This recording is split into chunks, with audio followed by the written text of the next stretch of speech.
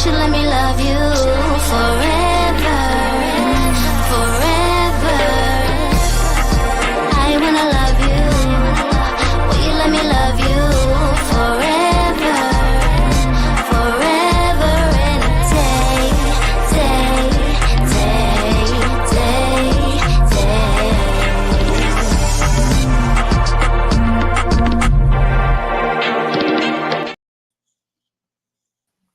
Oh my God, 2 days in a row, we're back. Guys, welcome to 90 Day the Melanated Way with host April Holloway and myself, Linda Entwee.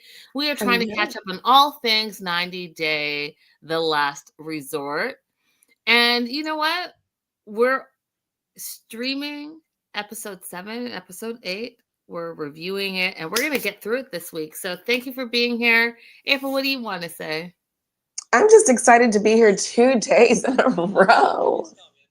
Right? We're making this happen. 100%. Oh, what's happening here? Save changes. We were going to try to stream on Instagram as well, but it's not working, but I'll figure it out later. Guys, what up, live chat? I see you guys were early to the party. I love it. Early and with snacks. Snacks, and all the snacks. Let's get started. So season 2, episode 7. If you're not first, you're last. We pick up the episode with Brandon and Julia talking about how they have teamwork, how they won the rowing exercise, right? Because Natalie and Josh got disqualified. And Brandon really just thinks that they should apply that teamwork to having kids. He wants to work as a team and have a family. And one of the things that Mary Beth, everyone, live chat family, I know you guys are loving people. Let's welcome Mary Beth. Welcome, Mary Beth. First time here. We're happy to have you. Okay, so Brandon wants to work as a team with Julia. And one of the things that we find out, she starts crying. She has anxiety. And one of the things that she's been doing is I think she's had an avoidance situation because she found out. No, she's saying she doesn't want kids because she found out she can't have kids. So she went home to Russia, had a full physical. That doctor told her for whatever reason that she wasn't going to be able to have children. And that's why I think she conditioned her mind that she doesn't want to have kids. And I know you and I talked about this, April, when I talk about the things that you need to discuss before you're going to commit a relationship. This is one of the things that we talked about, right? Whether you want kids, how you want to raise your kids, religion, are they growing up in the church? Are you agnostic? All the things.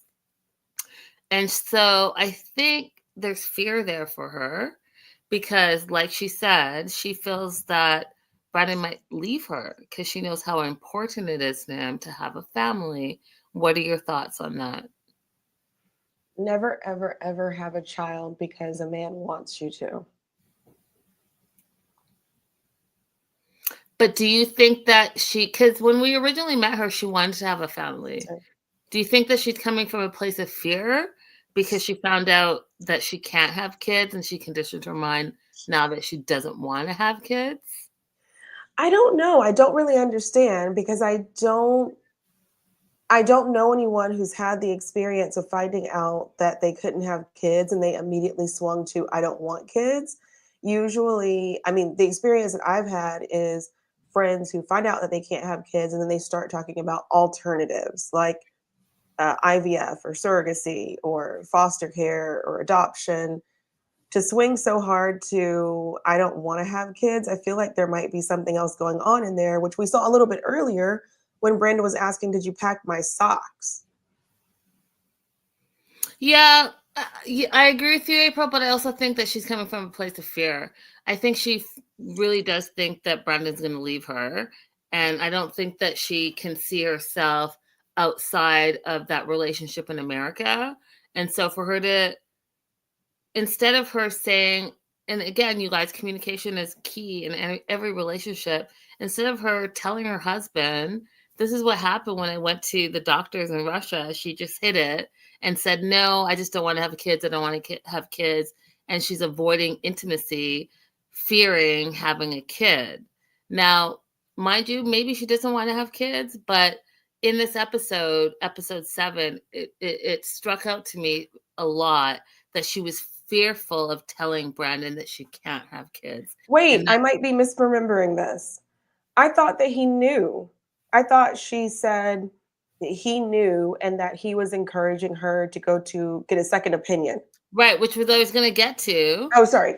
So Brandon wants a second opinion, is what he's saying, to go to a American doctor, but she still doesn't want to because she's coming from a place of fear. So my whole point is she's coming from a place of fear. So either she really doesn't want to have kids, right? Because if you have that option, and not everyone has that option, to get a second opinion from an American doctor, either she doesn't want to have kids or she's fearful to hear what the truth is. Whatever it is, they're not on the same page. Right. Well, why doesn't he say, instead of saying, let's have a baby, let's practice, making a baby, why doesn't he say, hey, what about that second opinion? Or I'm concerned about your health, or let's get everything checked out. Why is it let's have a baby when he knows what she's been told previously? Well, I mean, that comes with maturity, right? Yeah. Which he's not very Not at all. much What up, of. Ty? Hey, girl, hey. Hey, Ty. So that's where we are with Brandon and Julia. Moving on to Ari and Benny. And, breaking news, you guys. Many of you guys follow my social medias. I've taken some time off from social media. And one, because I've been so busy, like we talked about yesterday with award ceremonies. The first months of the year are always really busy for me. But the second thing is I'm trying to figure out, April, like this whole likes thing. I have like hundreds and thousands of followers, but I'll get like 50 likes on a post. And it kind of bugs me. It bugs me and it makes me not want to give you guys the tea. And so I took time off. A, because I was busy, but B, because I didn't feel appreciated. So if you follow me on Instagram at 90 Day the Validated Way, I really encourage you to hit that like button if you like something, if you read something, because it's free. It doesn't take anything away from you. And that way I personally know that you guys are watching and seeing what I'm doing. That being said, breaking news, Benny and Ari have officially broken up. They've gone their separate ways. I tagged April because I knew that we talked about it in this series and we both called it. We didn't think they were going to last. Benny had checked out. We knew that from episode 1. And so when he got his passwords back in episode 7 that we're reviewing right now, she gives it to him. Now she wants him to, quote, to participate in therapy. And everyone thought that this was a big step, but it wasn't really a big step because he literally said, I'm glad I got my passwords back. What were your thoughts, April? Yeah, he's only focused on that one issue. And she is unable to see it for some reason. She's unable to see that he's checked out. So they just, like I said on your post, after I liked it, they need to just focus on being the best co-parents they can be. I 100% agree because their marriage is broken. Therapy is not going to help them because Benny has checked out. And, Ari wants to have a conversation, but you watch Benny's body language. His arms are crossed. He's not into it. On their way home from therapy, they're cuddling, right? She's lying on his lap. And she's really craving affection. And one of the things that I wanted to talk about, you guys, and women specifically, is that, our love languages can all be different, but I know that we always crave attention and affirmation in our relationships. And what I don't want you to do, and what I'm seeing Ari doing, is coming from a place of desperation, right? Desperation, yep. She's trying in her mind to save her marriage, right? Because don't forget, this is marriage number 2 for her. And she doesn't want it to fail. She has a kid. She doesn't want to be a baby mama, all the things. But when you're coming from a place of desperation, specifically in relationships, you're not going to have an open mind to what's really going on in the relationship, and you're not going to see the red flags. You're not going to see the silent gestures that your partner is giving you. And in this situation, I can tell you that Benny had already checked out. When you have to force your partner to want to love on you and appreciate you and be there for you, that should never be the case. Nope. And that's what I'm seeing here. April, thoughts? There are worse things than being a baby mama, you guys. There's worse things than being single. Like, her fear, I understand she wants her family to be all together. And Benny, to some degree, he wants the family to be all together too. But it's no point if you're going to both be miserable. Tanya says all he wanted was his passwords. That should have told Ari that he's just not that into it anymore. She was not picking up anything that he was laying down. Facts. Tanya goes on to say, I think Ari comes from a home where they talk things out and we have to come to an agreement or resolution, and Benny is just ignoring, which is making Ari more upset.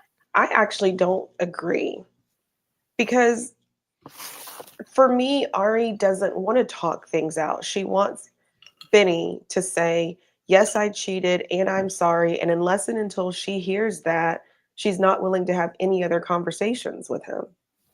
Agreed. I think that she, again, I keep talking about this colonizer behavior, and I don't think she does it purposely. I just don't think that she's self-aware, but she always wants to be right. She wants to correct a grown man who has, this is not his first child. It's not his first relationship. However, she treats him like he is some third-class citizen that doesn't know anything. And she doesn't listen to what he's saying. Even at the bar, and we're going to get there, but when he was like, okay, you talked, I didn't interrupt you, let me talk and explain. Was he fucked up? Yeah. Did he cheat? Yeah. But I wanted to hear his explanation. I did too. And she cut him off because all she wanted to hear was, I cheated, I'm wrong, I'm awful, and all the things. She's not in a position to listen. And because there's no communication, she's talking at him. He's listening and trying to then communicate, but she's shut it off already because she's already come to her own conclusions without really hearing his side of the story. And I think that that's unfortunate. Yeah. It's really creepy to me. I've said this before, that she seems to demand physical affection from him too. Yeah. I don't like that. I understand that that's her love language and she wants to feel wanted, but on top of not letting him speak, demanding physical affection gives off the vibe of you think he's some inanimate object that you get to control. That part. Colonizer behavior. Yeah, in other words. Yep. So Sophie calls Natalie a bully, which I want to talk about later, April. But again, back to Ari and Benny. Benny's checked out. He wants to move on. And she's like, don't embarrass me when we go to the bar, because now after therapy, they're all going to the bar. And she's like, I want to spend time with you, just me and you. And in that moment, he kisses her forehead to reassure her that he's trying. And it went right over her head, April. Like, just like what you said, I don't think that you should ever, well, no, not that I don't think, I believe that you should never force intimacy on someone who is showing you that they don't want to be intimate. Mm-hmm. I don't know what to call that. It's like a form of manipulation. But if someone is clearly showing you that they don't want to go to whatever level you're trying to get them to, then you need to back off. Mm-hmm. Thoughts? Very much agree. And maybe I don't know, like, I've been trying to figure it out because I like Ari. Maybe her self-esteem has taken a little bit of a hit. And I see the way that people talk to her on social media. They're not very nice, but she's a nice person. She's an intelligent person. She's a nice looking woman, and there will be life after this. You don't need Benny to have a full life. Agreed. And I know that she is big on therapy, so maybe get into therapy and figure out what it is that went wrong here, and take away whatever trauma you're holding on to, and heal that. Mary Beth says Benny is checked out when he got to the resort. As soon as he arrived. As soon as he arrived. We've said that since day one. We agree with you 100%, Mary Beth. But here's what went wrong. They didn't know each other for a very long time, and then she got pregnant, and then they decided that the best thing to do was to get married. And I wish people would understand that you could still date in that kind of situation. You don't have to get married. Like you could either decide, okay, we're going to date and see if we really like each other, or we're going to just try and be the best co-parents that we can be and be platonic. You don't have to get married. Okay, so what does that look like, April, from an immigration perspective? Well, I she got it. was in Ethiopia, so I think she would have easily been able to just extend her visit there. Um, for the United States, you would have to be traveling back and forth if that person doesn't have a visitor's visa. If they have a visitor's visa, then you can continue doing it that way. Okay, so I meet this guy in Ethiopia. We end up having a baby. It doesn't work out for us. I want to go back to America with the baby. What does that look like? And then what does it look like for co-parenting internationally like that? So there's a woman that I follow on TikTok who is co-parenting with a guy in Costa Rica. And they have an agreement on when she flies down there. And the first few times that she flew down, she stayed with the baby the whole time with him and his family. But since the baby is now older, I want to say the child's like 8 or 9 years old. She drops the kid off with the family, and then she either comes back to the US if it's the summertime, or she, has some kind of vacation down there. But he's unable to get a visitor's visa for some reason. I don't remember right now. But yeah, And if you and he also FaceTimes regularly, and she's made a commitment because she's not Spanish speaking herself, um, to put the child in classes to learn to speak Spanish through the school year. okay, so you both have to really be adults, and You you both have both, to. yeah. Hmm. So legally speaking, though, what does, and I'm not sure if this is a question that can be answered, but because maybe it's on a case by case basis, but what does it look like for custody? Because I know that when you have joint custody, oftentimes when you're solo parent traveling, you have to sign off, have the other person sign off for you to take the child internationally. So what does that look like when you're co-parenting internationally? They just have to agree for the child to have a passport. Okay. So for each trip, it doesn't matter, but you have to agree to have the parent issue the passport. This I do have some experience with because my ex-husband would not sign for me to get a passport when I needed a renewal. So I had the initial passport, but when I needed to get the renewal for Taylor, he refused to sign it. And so I wasn't able to travel for like 2 years. And then Taylor finally turned 16, I think it is, when you can get the passport without parent When you're, permission. yep. So, but there's no such thing as an international child custody agreement. It has to be what you work out with that other person. Wow, that's wild. Okay, so So after therapy, they go to the bar, and they're in Arizona, you guys, and I thought it was interesting because Arizona. I've been to Arizona many a times. One time, even for like, see how this relationship would work out. It didn't. But that being said, the bar had no old fashions, no mojitos, no. And I was like, are we bougie? Are we bougie, April?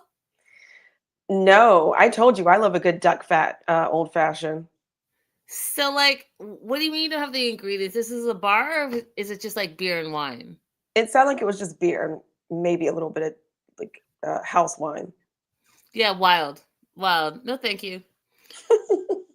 Um, so they're at the bar. Florian wants Gino to sit by him. Jasmine says no. This is the first hint that something's gonna go wrong, at least for me. Because, you know, Jasmine and Florian have been beefing since day 2. So I knew like something was coming up. So they're all there. Ari wants her alone time, so she wants to go talk to Benny separately. So they go to the back bar, and she wants to talk about his infidelity. She wants him to, quote, tell the truth. And to her, the truth is that he cheated on her while she was pregnant with Avi, and then is currently cheating on her now. They've been together for 5 years, and she wants to go back the 5 years and be like, hey, admit that you cheated. Now, here's the thing, you guys, it's very messy. And I kind of get it. So if you guys remember back when they met, she was on the street. She saw him. She thought he was good looking. He responded, right? You already know that it's going to sound terrible, but it's true. It's true. He's a black man that covets white women. His previous wife was white. He has an interracial baby that lives in America. And now another white lady is reaching out to him. He's like, yeah, holla. And that's what he did. Meanwhile, he was in a committed relationship with another black Ethiopian woman that obviously didn't mean enough to him for him not to be like, holla, and have a baby with, right? So, full-on relationship. Ari's supposed to be the side chick. Ari ended up being the main chick because she got pregnant, and he saw the opportunity, in my personal opinion, to go to America and better his life, and also see if he could get with his previous American wife so that he can reconnect with his first baby. Ulterior motives, in my personal opinion. So when Ari says that he cheated on her while she was pregnant, well, Ari, no, he didn't really cheat on you. You were the side chick. He cheated on his girlfriend with you and got you pregnant and decided that life would be better in America with you and his baby than to be with his old girlfriend. And instead of cutting ties, because you know how men are, they want their cake and eat it too, he kept in contact with her. And so when you were traveling all around with your mom and the kid, and you guys are fighting and you tend to just flee, because that's what you do instead of confronting the situation, unfortunately, he, yes, was texting, calling. He was in communication with his girlfriend that he didn't officially break up with, invited her to the house that you were renting because y'all were fighting. You know how men are. Out of sight, out of mind. He needed his ego stroked. That was going to happen with his girlfriend. He didn't know you long enough because you were just recently pregnant. Now, the 9 months that it took for you to have a baby and he was there and you were there, granted, there's no excuse for it. But I'm just saying, like, when you say you cheated on me, he doesn't see it as cheating because he was already in a relationship. April, what do you think? I give Benny a little bit more benefit of the doubt. I think that probably what was going on in his head was, okay, I'm getting ready to have another baby. I don't want to be estranged from another child. I'm already estranged from one. So if she really moves here, like she says she's going to, then I'll see if I can make it work with her. I give him more the benefit of the doubt. I think that he did more of like what Renee is saying. Oh, sorry, it wasn't Renee that said that. Tanya said, I think he chose the baby, not necessarily the relationship with Ari, but that he chose the baby. I don't think that he was as much motivated by trying to come to the US, because remember when we met him, he had like 3 jobs and he was the youngest of several siblings. They all were like very close to each other. And I feel like I might be misremembering, but I feel like the reason why they were so close is because they had lost their parents young and really like depended on each other. So I didn't see him the same way, like in his motivation to come to the US as other people. I think he would be quite content to be able to be with his very close knit family, and obviously like is a really hardworking person no matter where he's living.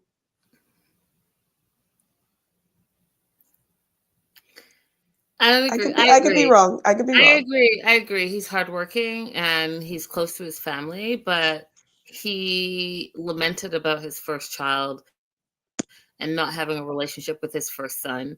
and his first wife taking away that child. In my personal opinion, I think that he saw the opportunity to reunite with his son in America, and now he's having a second kid. He can be in America and be with his two children. That's my personal opinion. That's a possibility, because he might have said, oh, there's no way that I can get to my first child because of whatever went wrong in that relationship, from Ethiopia. So maybe if I'm in the US, there's a way that I can get that. But more so, I think more so it was, oh my God, I'm having a second child with someone that I'm not married to. I don't want to have two kids who exist in the world that I have no relationship with, because I feel like he isn't an Instagram dad. I feel like the things that we see him do with Avi are things that he does whether he's on camera or not. I don't think he just does it 100%. for camera.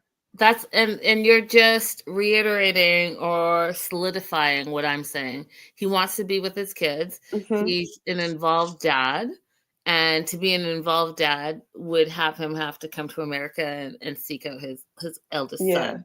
Now I could be wrong, but We could what be I do know, yes, he's hardworking.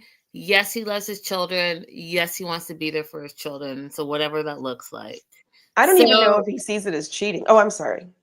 no, go on. I was looking at what Renee said. Like, at this point, Benny is once a cheater, always a cheater. I honestly don't even know if he sees it as cheating.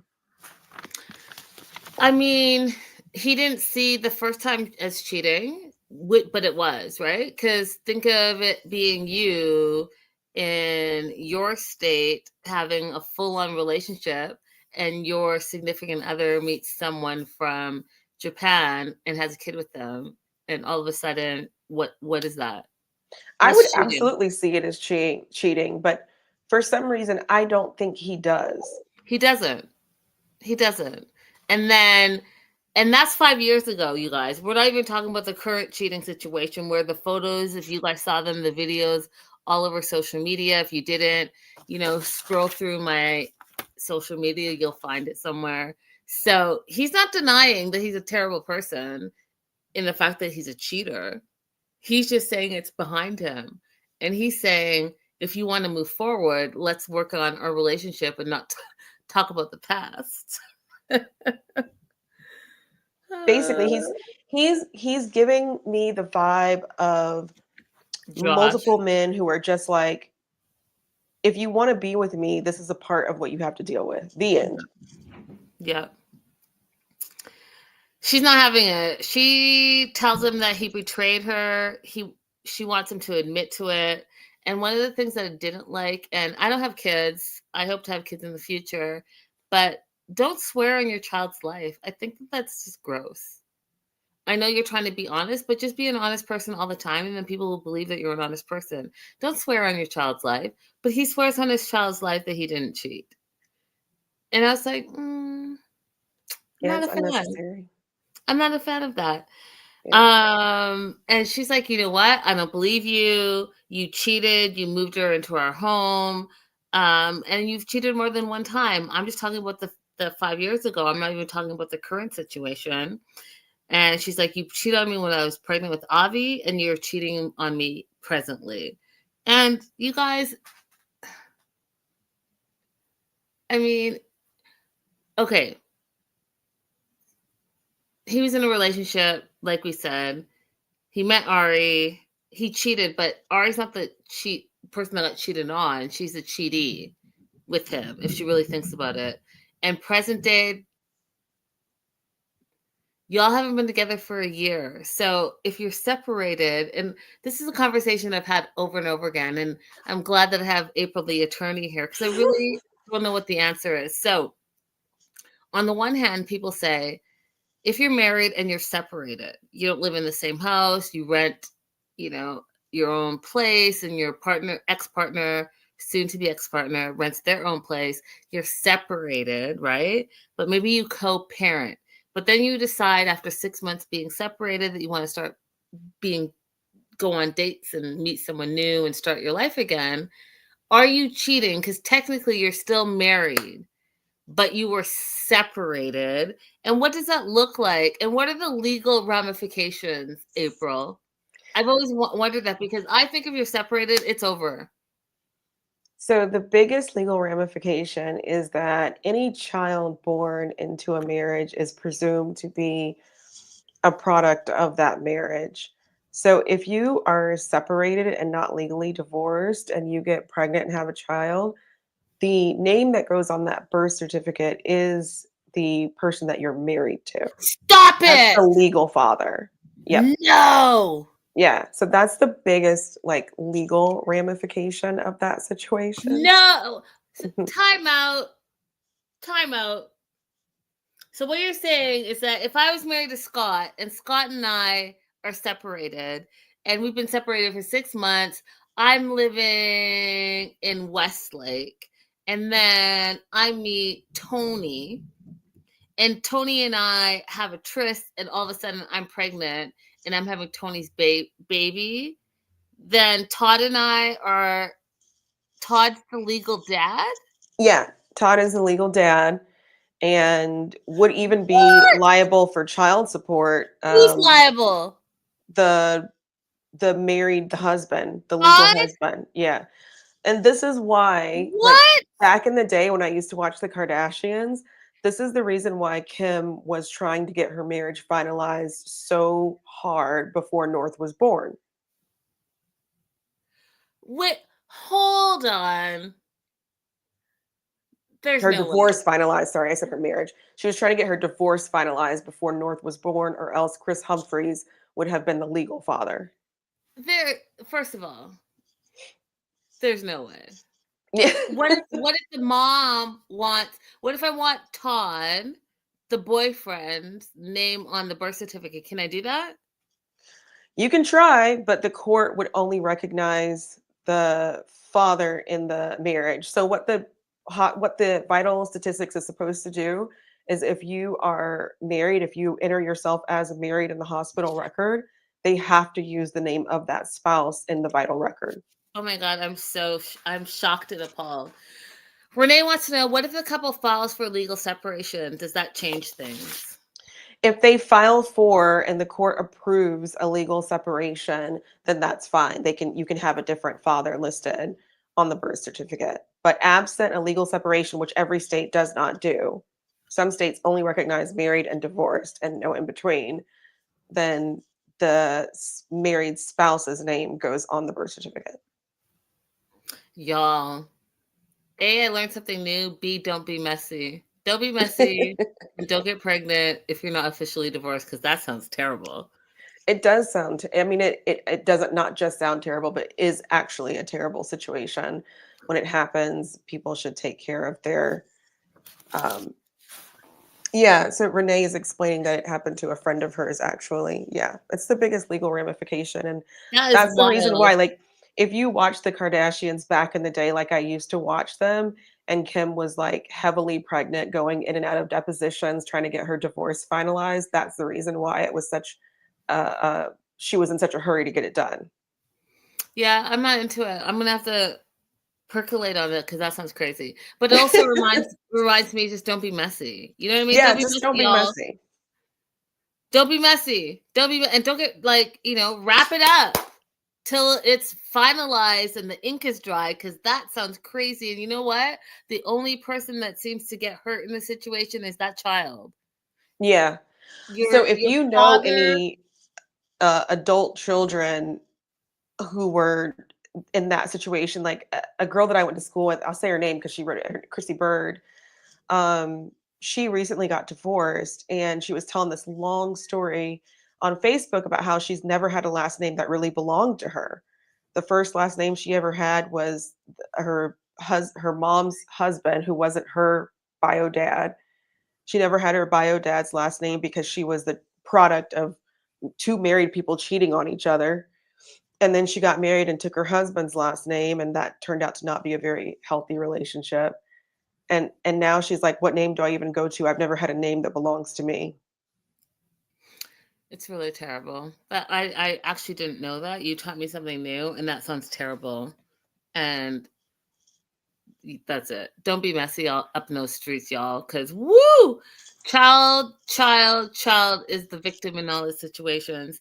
All right, so Biddy tries to explain that he was in a relationship before he met Ari, They met, she got pregnant. And then my personal opinion was like, I hated this statement. He felt bad for his girlfriend. So he tried to fix it. You felt bad for the girlfriend that you were cheating on because she found out that you were cheating, and the girl that you cheated on with got pregnant, but you feel bad for her? Why? If anything, you should feel remorseful for your behavior because it was selfish, self-indulgent, and I dare say a tad narcissistic. But you feel bad for her for being loyal to you and believing that you were her man because y'all had been together for some years. But Linda, what was he saying? Was he when he said, "And I felt bad for her," talking about the girlfriend? Is that him saying, "So I had another round of intimacy with her because I was feeling bad for her"? Is that what he was saying? That's what he was inferring. Okay, I wasn't sure what he meant. He was continuing to be in contact with her because he felt bad for her. He felt bad because she was sad. That's her relationship. That was her man, right? But really, it's a form of manipulation, and it's narcissistic. Like, oh, I felt bad for her. Well, why did you feel bad for her? You're the one that made her feel bad. Right, he should have just walked away. Okay, she's pregnant and I'm choosing to be with her because, That's it. for whatever reason he wants to share. And so I'm really sorry, but I'm going to end our relationship now, and don't touch her anymore. Don't talk to her anymore. Let her begin her healing journey. Yeah, but that's not what he wants because, it's hard to let go of all of that attention, love, and affection. So Ari thinks he's lying, that he's making up all this stuff. It's all lies, and that relationship happened after she got pregnant. And he's like, you know what? You don't let me talk. You don't listen. He cusses her out and walks away. So he walks away. He comes back to check in with the boys. Stacy and Natalie go to check in on Ari. And Ari's like, I'm trying to talk to him and I want to hold him accountable because he is not admitting. And I was just like, see, I really need her to stop policing her husband. Like, Hmm. why do you think that you're better than? Hmm. And I'm not even sure if those are the right words, but it's not a student teacher situation. You guys are both grown adults that are supposed to be in an adult relationship. You have to stop trying to teach him that it's your way or no way. Hmm. What are your thoughts, April? Same. I think we also like Benny's decisions are his own. So he has to be responsible for the cheating, right? Mm-hmm. But Ari also has to be responsible for the fact that she chose to bail when things were not going her way, and she packed her stuff up and she moved herself and Avi back to Ethiopia. Mm-hmm. So it's not her fault that Benny cheated, but it is her fault that she did not stay and work through their issues they were having, because you don't She's make the a runner. relationship stronger by leaving. She's a runner. Absolutely agree with you. So Benny comes back. He's trying to get advice from the boys, and I got irritated that Josh was the one that was trying to advise him. I was like, you of all people are in no capacity or situation to advise Benny on anything because you're in a relationship where you completely gaslight for the past 3 years, and I'm not here for it. He's not even in a relationship. I don't want to hear Josh's advice on a single. I'd rather hear Sarper's advice than Josh. Facts. Benny starts crying about his son. Because he's like, he loves me. He comes here and tells me he loves his dad, but I also know he loves his mom. So that was a whole moment. But he also admits that he screwed up, but he doesn't want to be punished for it. And that's where I was like, see, that's the problem, Biddy. Yes, you're admitting that you're a cheater and you've cheated multiple times, but you don't want to take accountability, which is what she's trying to say, right? So she's trying to hold you accountable, but she's doing it the wrong way because she's trying to be the authoritarian over you instead of you just owning up to what you've done multiple times. And where do we go from here?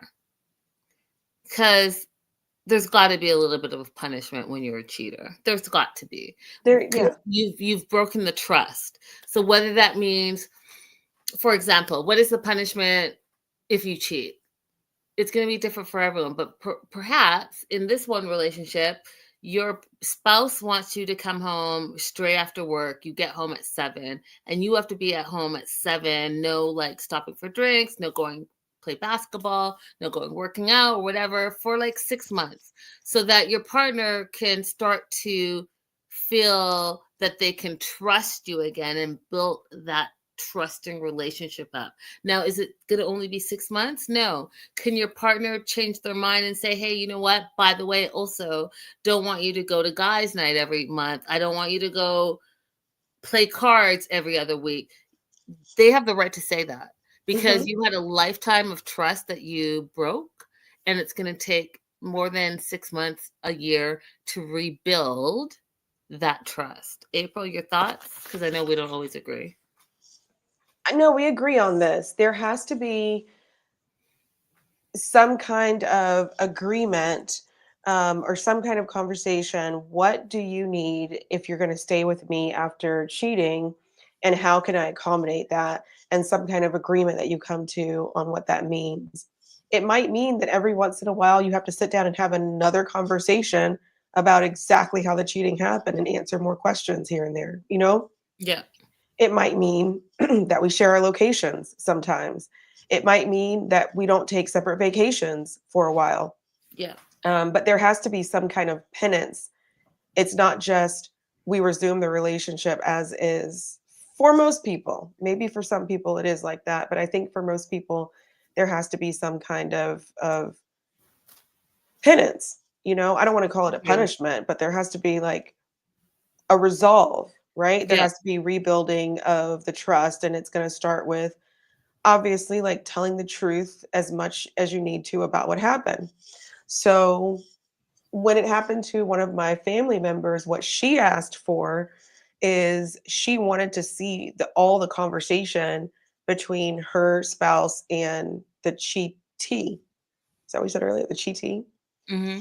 And he wasn't willing to show that conversation. And so she said, okay, well, then I'm not willing to resume the relationship. You like, so different people are going to have their different needs that they want to get settled in order to continue on.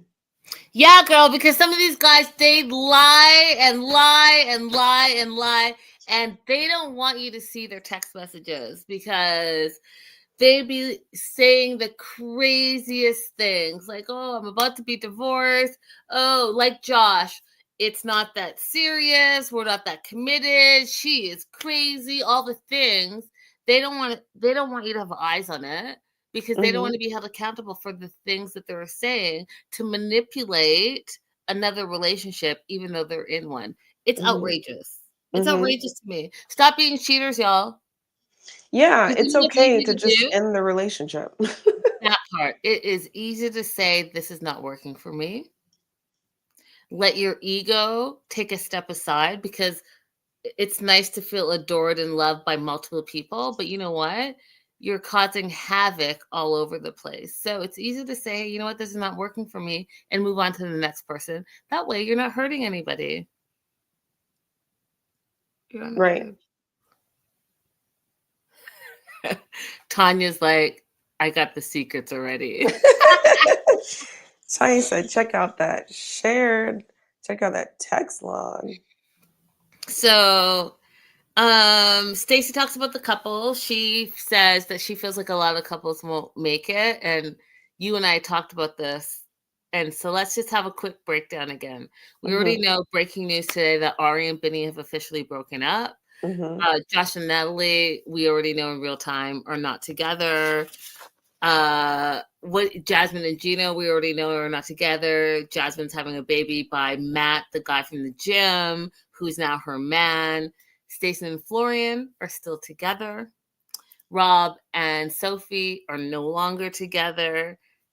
Who and Julia and Brandon, we don't know. So out of all 6 couples, it's only Florian and Stacy standing and maybe Julia and Brandon. What are your thoughts on that, April? Stacy and Florian are going to come through with flying colors. Brendan and Julia are not going to make it. And there we are.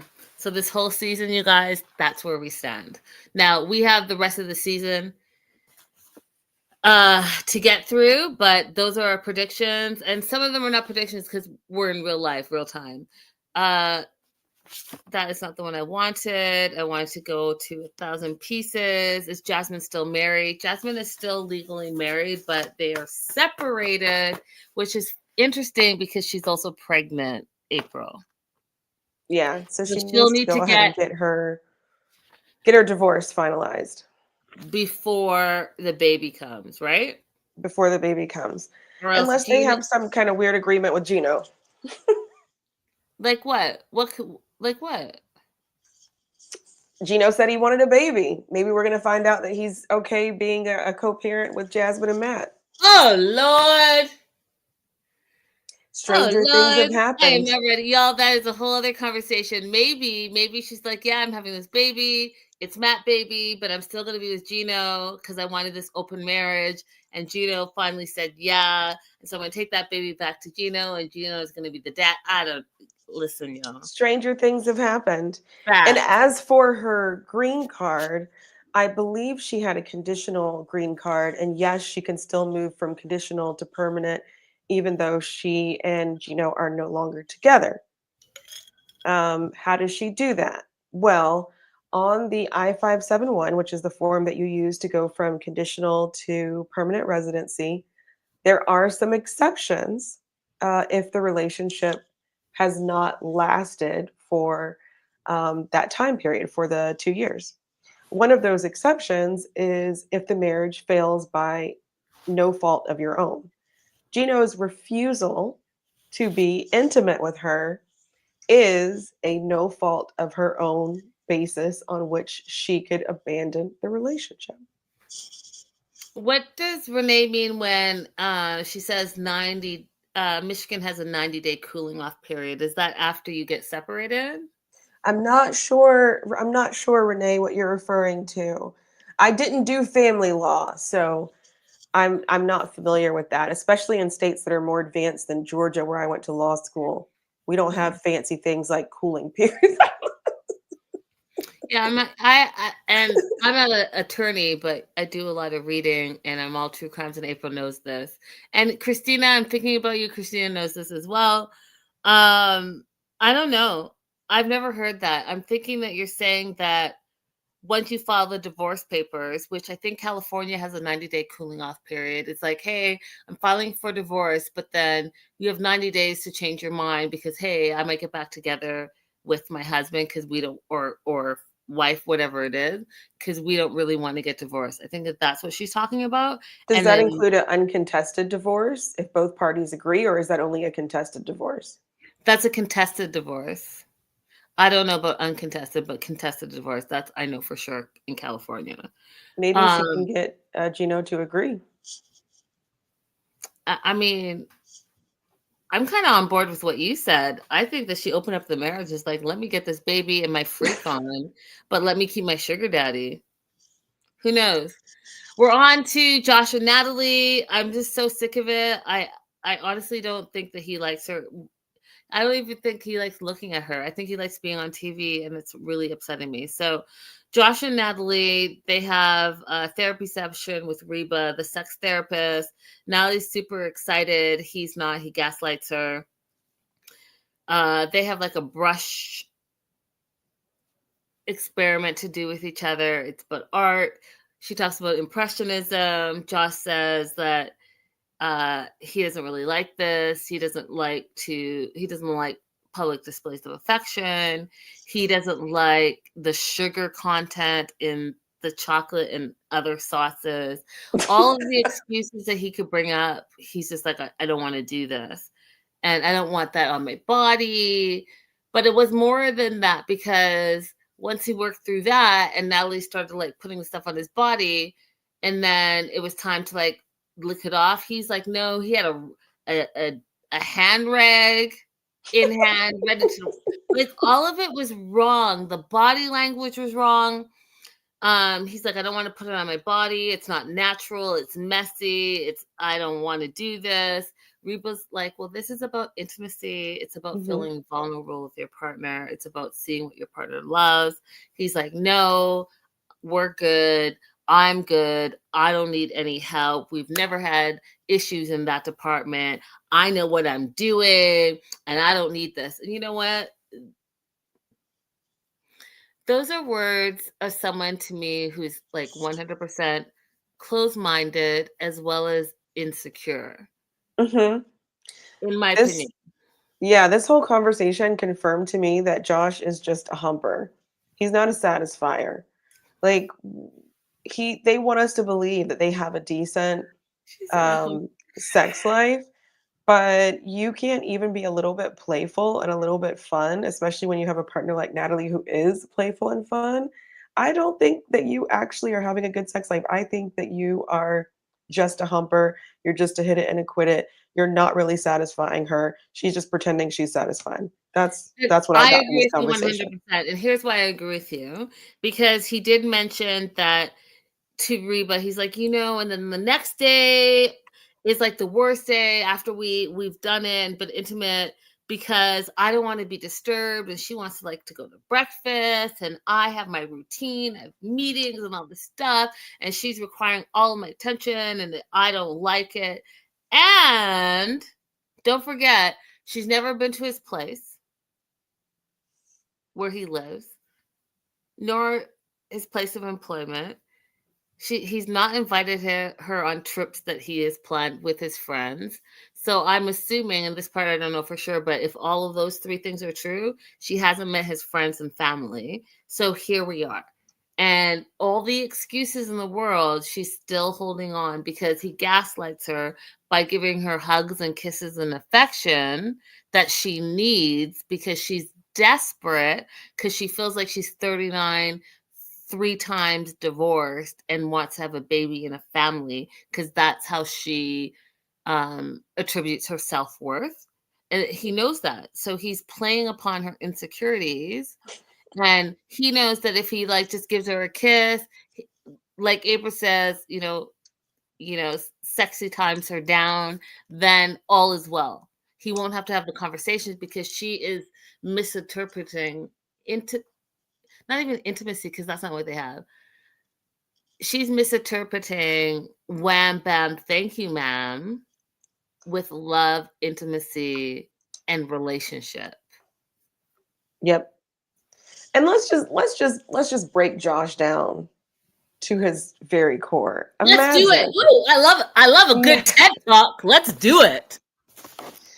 Imagine you want a kid, right? I And the do. man that you are thinking you're going to have a kid with is one who has a child who already exists, who just had a tragic accident, and if I remember correctly, has something amputated.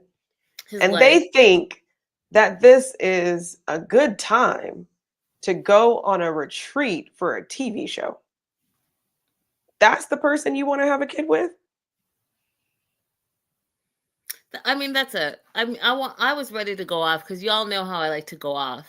I like a good go off, but I'm gonna leave it there. April said it all. Don't have a kid with that person. Don't think that that person is going to be a different parent to your child than they are to the ones that they already have in existence. And how about y'all don't be in a 3-year non-committal relationship holding everyone off because you think XYZ about that person and you've never been to that person's house. Right. What if you get over there and find out they have roaches? What if you get over there and they wear their outside clothes on their bed?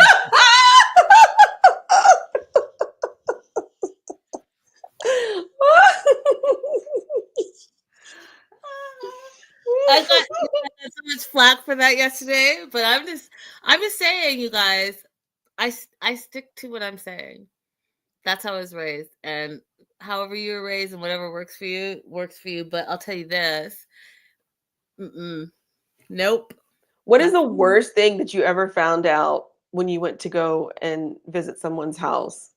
Like, what's the worst thing that you ever discovered about them? There's so many things, April. And I know you guys are gonna. I'm who I am. Okay, so I think, and everyone who knows me, you guys have known me for many, many years now. I think that paper plates and plastic cutlery are for like barbecues or get-togethers or parties, birthdays, you name it, for occasions. I think that paper plates and plastic utensils, because when I say cutlery, people are like, what? Are not for everyday use. So if I open your cupboard and you have the red solo cups and paper plates as your regular everyday to day things, it's going to be a no for me. I agree with that. I understand that. I think that having your plates and your cutlery is a sign of maturity, which maybe Yeah, that's wrong. Maybe that's wrong of us, but I agree it's with you. not. It's not. Because it just makes me think that you're nasty because you don't want to do dishes or you don't know how to do dishes and you don't know how to keep a plate. So then the second thing I'm going to do, if we're going to be on this topic, is I'm going to check out your bathroom.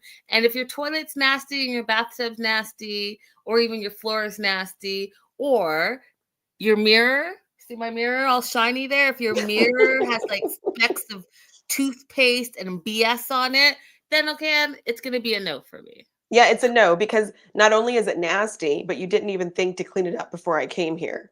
That part. Like when I That have a part. friend drop by and I wasn't necessarily anticipating it, and they say, "Oh, I just need to use the bathroom real quick," I say, "Hold on, let me go in there first." Right? I have a worse situation. I went to this guy's house. He invited me to meet his parents for the first time for Thanksgiving. Linda, nobody in that house could cook. It was so hard to get through Thanksgiving when everything was wrong. There was too much nutmeg in the sweet potato pies. There was too much vinegar in the greens, and I don't think they were cleaned 3 times. It was just Yeah. horrible. It was the worst thing to find out, and then, like, to see him eating it and, like, going in about how good it was, I was like, "Oh god, we will not work out if you think this is good." I mean, you can't. I know your mama told you, April, you can't just eat at anybody's house. Everyone is Usually, not. you could find one thing that you could eat, right? Like, "Okay, I'll just April. eat some potatoes and stick with Nah. that." No, you can't eat at just anybody's house. I know that you've been taught that. I know it because we've all been taught that. You can't just eat at anybody's house. You don't know how nasty they are. Here, I know we're off topic, but I'm going to give you some life pointers, you guys. Okay. Number one.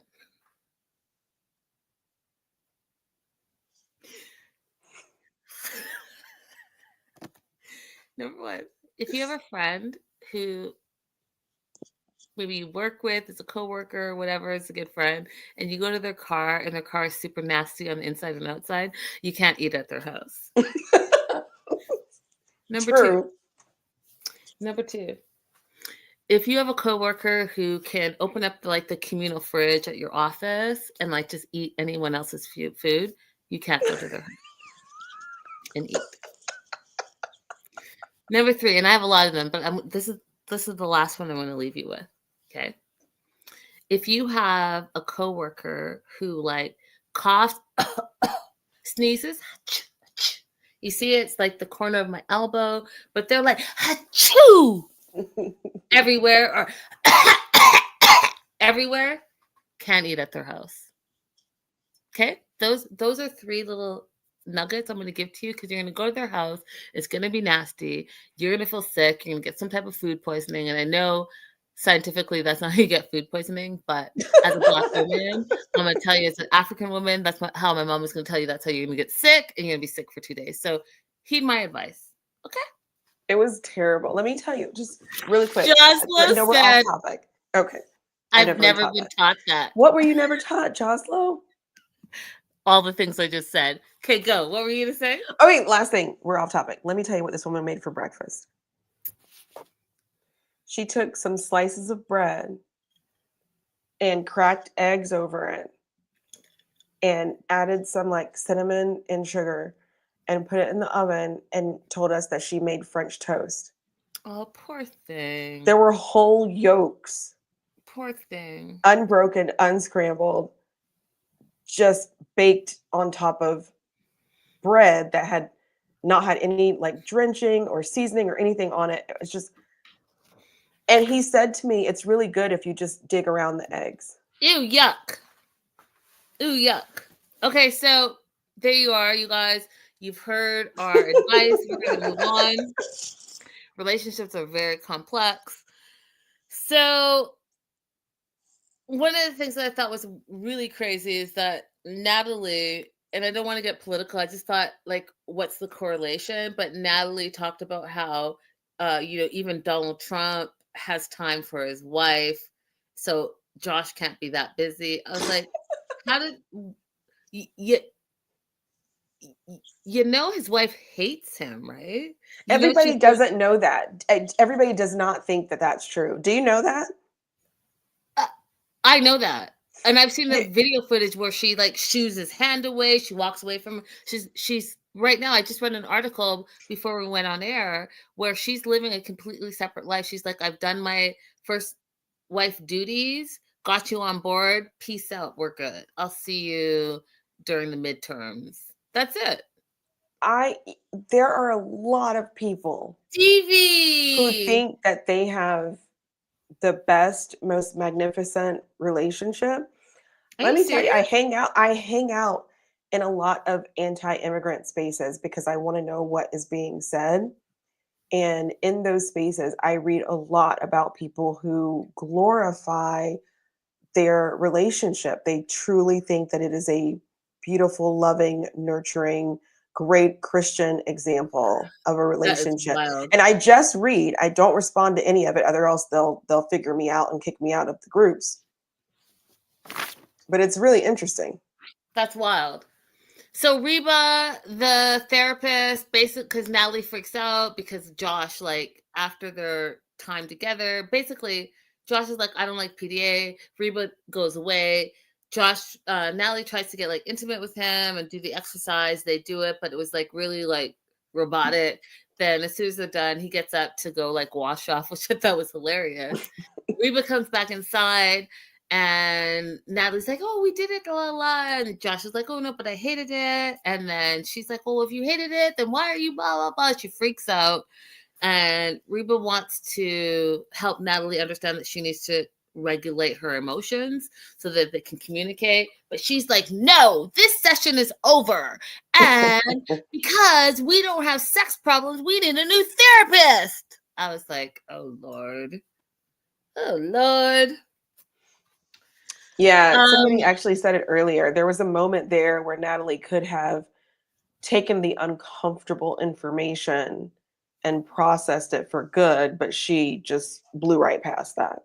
That part. So we head over to Jasmine and Gino.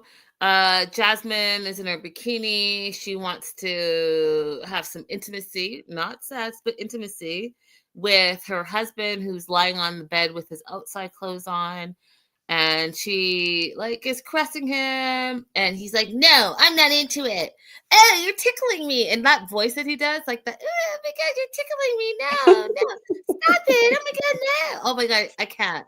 Like, you're like, dude, like, why are you being that way? Like, I can't, it like irritates me to my core, that whole like, I don't like it. His hat falls off, but he quickly jumps out of the bed like he's Jack the Rabbit, gets his hat back on. He still has, you guys, if you're interested, he still has that little weird patch on the back of his head. Jasmine tries to seduce him. He's like, no, I don't want to kiss. I don't want to hug. No affection.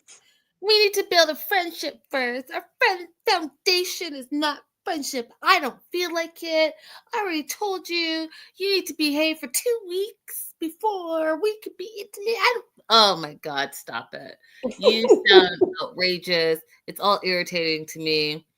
Jasmine then shows that, you remember that exercise they had where they had to show, what their burdens are and they had to carry the rock.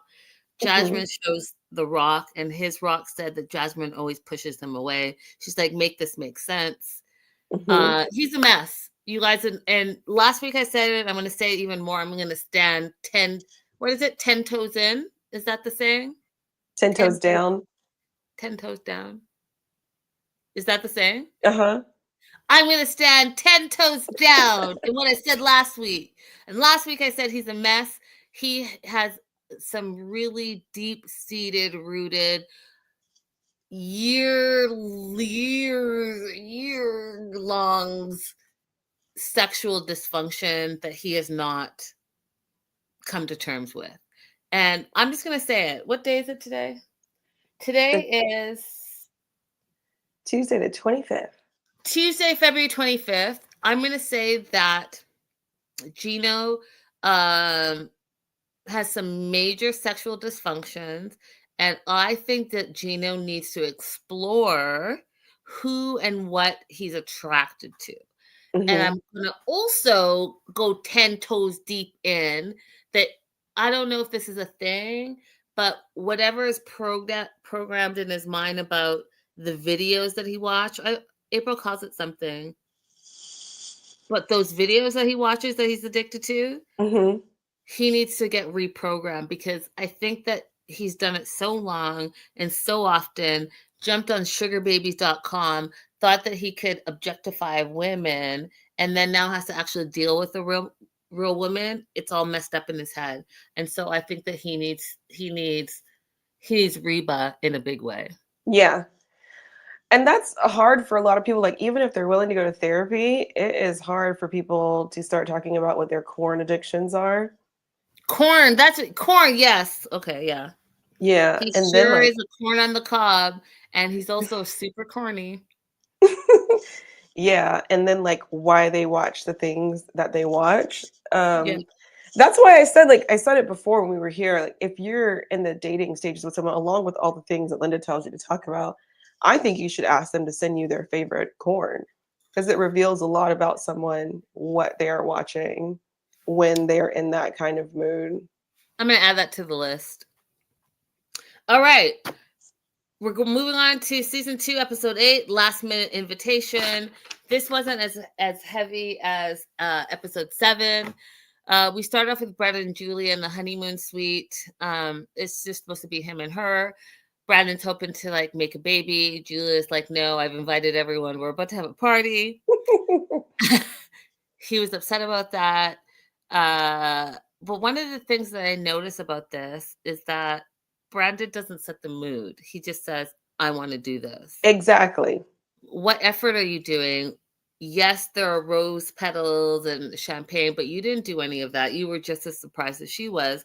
What are you doing? What does your wife like? What are her erotic zones? What are you doing to set the mood for her? Right. Just telling her it's not a thing. She can't turn it on, especially y'all haven't had sex in months and months and months and months and months. She's supposed to turn it on and you're putting in 0.0 effort. I didn't like that. Yeah. You made a joke like,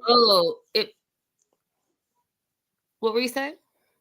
Oh, he didn't say like, oh, let's go sit outside and relax, or let's just lounge and watch the sunset. He didn't say anything that was even the slightest bit romantic, relaxing, intimate feeling.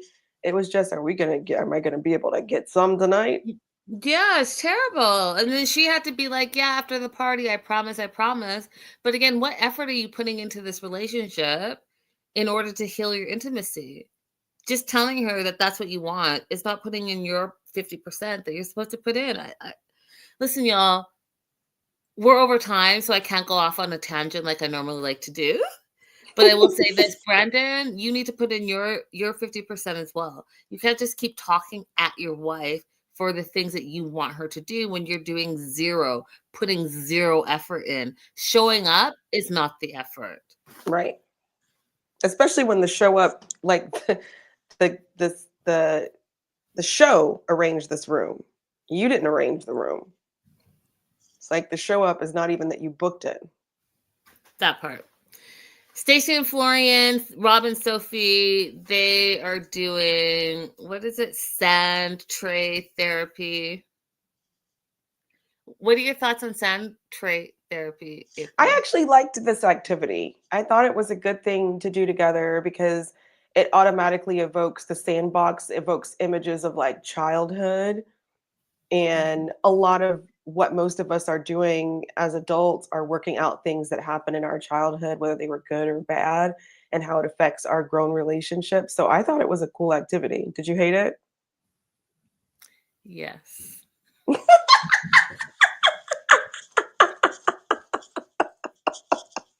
I'm so glad you went first because I definitely would have gone on a tangent. So No, go ahead.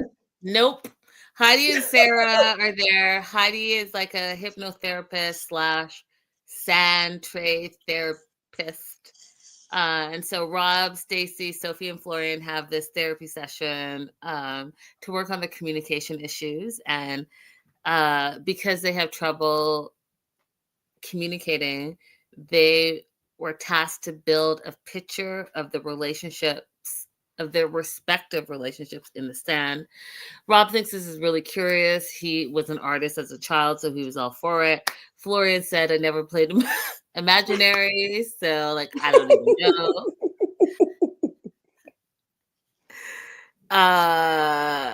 Stacey's sand thing is with like a granny on a walker, and it was showing her insecurities because she said, I didn't realize it was 17 years. I thought it was 10 years.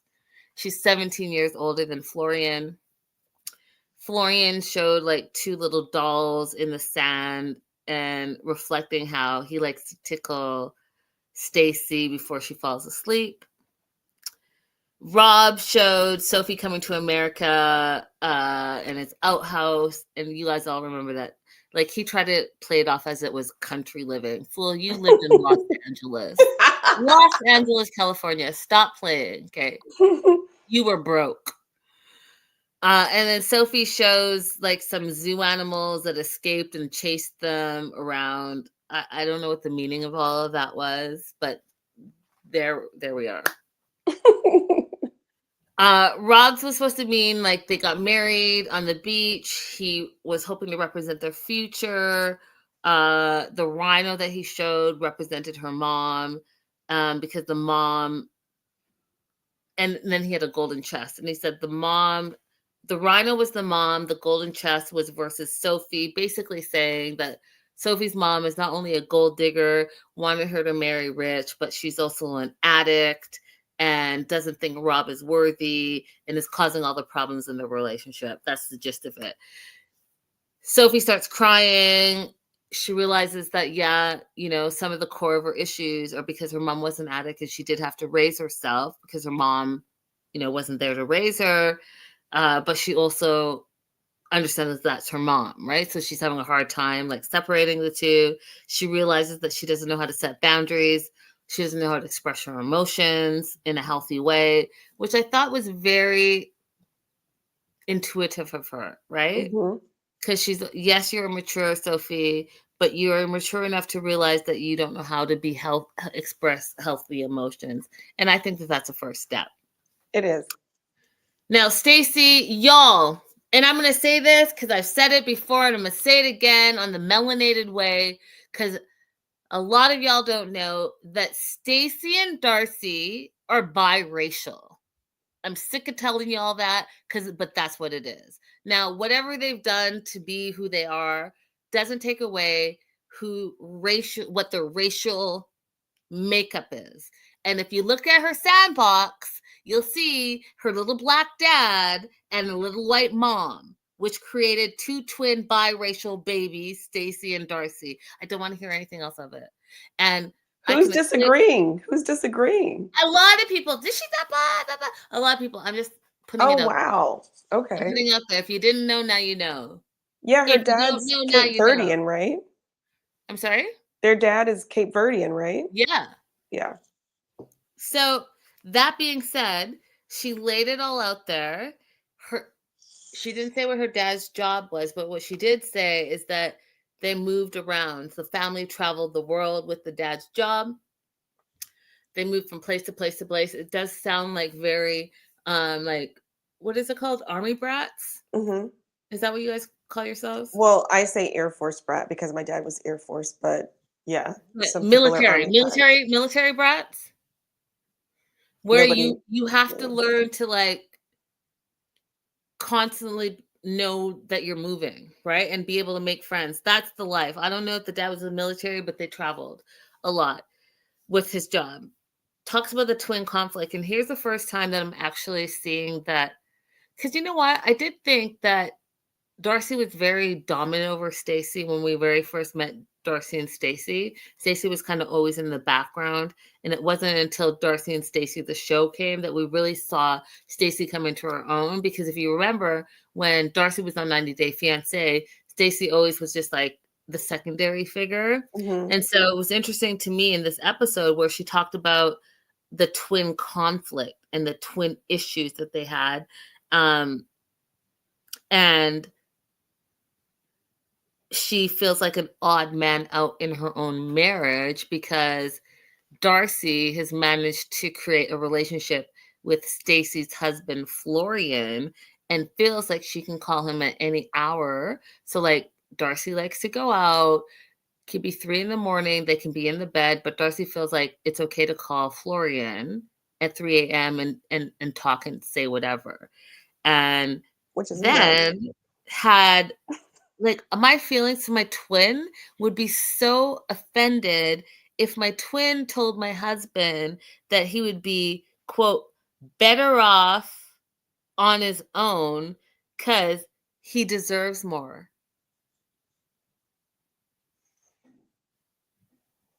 What were your thoughts, April? I thought that was so harsh of Darcy. So So mean. mean. Darcy, how could you? We're rooting for you. Well, I'm rooting for you.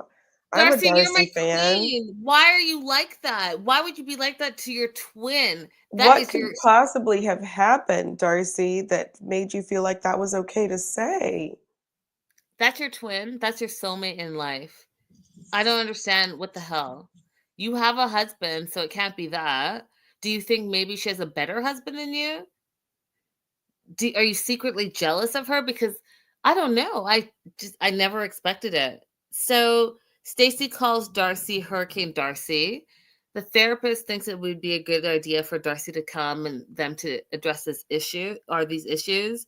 Um, but one of the things she does say is that even with Rob and Sophie, it seems like their problems stem from outside sources. So with Sophie, it's her mom, and with Stacy, it's her twin sister Darcy. What are your thoughts? That might be true. When you experience some kind of significant trauma when you're younger, you can get stuck in it. And probably being a twin is its own traumatic event in and of itself if you're not able to develop your own personality outside of the twinship. So, I think it's worthwhile for them to have some therapy. And I think they could come out of it just fine because they both seem more mature than the average 90-day contestant. It's a Agreed. contestant. Contestant. Come on up. You're the next contestant on 90 Day Fiance. Mhm. And we're gonna wrap this with Brandon and Julia and Jasmine. So we're back at the honeymoon suite. Brandon says he already got rejected by his wife. And Jasmine's like, but what did you do to seduce her? Thank you, And he's like, Jasmine. right. And he's like, well, I feel frustrated because we don't have sexy time. And then Julia says, well, he wants sexy time all the time, but, right? Like, what are you doing to get me there? So Jasmine says, don't be a Gino, be a Jasmine to him. And I need more W movement than that. And he actually tried. So she showed him like some sexy moves and tried to show him how to dance. And he kind of gave Julia this like lap dance and got out of his comfort zone. And for that, I respect that. Like I respect Mhm. that he at least tried, right? Right. That was good, Brandon. Yeah. So then Gino, Florian, and Stacy somehow are back in this jacuzzi. Gino's not taking off his hat, but he's going to join them. I thought it was weird that Gino brought Florian champagne directly. Just something I noticed. It was weird. He didn't bring one for Stacy, but he brought one for Florian. And Stacy was like, y'all have a bromance. And Florian's like, no romance, bromance, romance, no romance, no romance, no bromance. Okay. Florian might be Gino's type. Florian is Gino's type. I said it. Florian is everybody's type. Florian Yeah, is for the people. Florian is for the people, not for the streets. So there's this whole fight. I didn't really understand what it was about, but basically, Florian doesn't remember hearing Julia invite everyone over to the honeymoon suite for a party. So he feels disrespected that he did a personal invite.